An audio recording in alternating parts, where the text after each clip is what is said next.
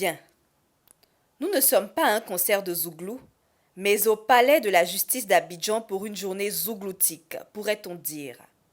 Le jeudi 3 décembre 2020, ce site a accueilli nombreux artistes zouglous, parmi eux, l'enfant du ghetto Petit Denis.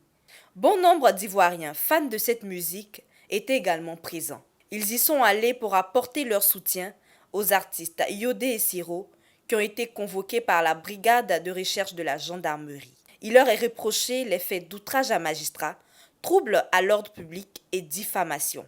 Ce, au cours d'un spectacle dans un espace de joie à Yopougon. Yodé et Siro ont été audités pendant de longues heures, soit de 14h à 19h.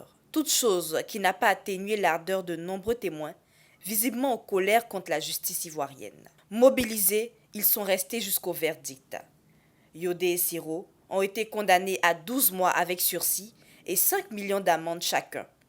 Un verdict qui a suscité de vives réactions auprès des témoins de cet événement. Moi, je réclamais la libération, la liberté, pour mes clients. Ils sont aujourd'hui, je vais dire, libres, même si on estime qu'il y a une condamnation quand même, mais le sursis, ils sont libres et le coup de la liberté. Nous avons travaillé dans ce sens-là. Ce sont des artistes, c'est ce qu'on a expliqué. Leur rôle, c'est l'éveil de conscience. Ils ne visent pas particulièrement une personne. Ce sont des éveilleurs de conscience. Depuis 1996, ils parlent de tout le monde. Ils ont parlé du régime du président Bédi à l'époque, lorsque la Côte d'Ivoire était guettée par cette cohésion, ce défaut de cohésion dû au concept de l'ivoirité. Ils ont chanté, n'est-ce pas? Le président Gbagbo était là, ils ont aussi chanté. Ils ont dit que le président Gbagbo hier était dans le gradin, aujourd'hui il est sur la pelouse, qu'il ne fasse pas comme ceux qu'il critiquaient. Et puis ensuite, il y a eu une deuxième chanson où on parlait de « si tu as nommé voleur, nous aussi on va t'appeler voleur ». Il n'y a rien eu. Il ne s'agit pas de personnaliser les choses, ce sont des éveilleurs de conscience. Ce que nous avons expliqué au tribunal.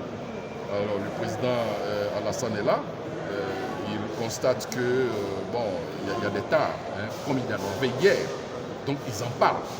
Ils ne visent pas particulièrement quelqu'un.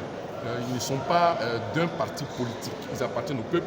Ce sont des porteurs du message du peuple. Et c'est ce que nous avons expliqué au tribunal. Apparemment, nous n'avons pas eu la même position, mais nous ne sommes pas les personnes concernées. Ce sont les clients qui sont concernés. Nous allons nous retrouver, nous allons leur expliquer. S'ils nous demandent de faire appel, nous allons faire appel. La Côte d'Ivoire était pays de droit et on attendait donc que cela soit affaibli. Et ce verdict qui a été rendu est à mi-chemin entre le droit et la vérité, entre le fait et la réalité. Parce qu'il ne prend pas position réellement pour une condamnation ferme et définitive, mais avec le souci. Et pourquoi le souci? Parce que quelque part, il y a une position mitigée. Un plaidoyer très intéressant de la part des avocats de la défense, c'est-à-dire des avocats de Yodé et Siro. Ils ont été très pointus et ça nous a fait plaisir. Nous constatons qu'il y a eu une condamnation et nous disons que cette condamnation est quand même lourde parce qu'ils auraient pu avoir une condamnation moindre que celle-là. Mais Dieu merci, ils rentrent avec nous à la maison. Aujourd'hui, nos amis sont sortis.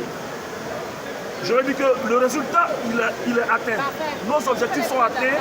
Depuis 8h du matin, nous sommes là. C'est dans l'espoir, pour ne pas dire c'était dans l'espoir de repartir avec eux.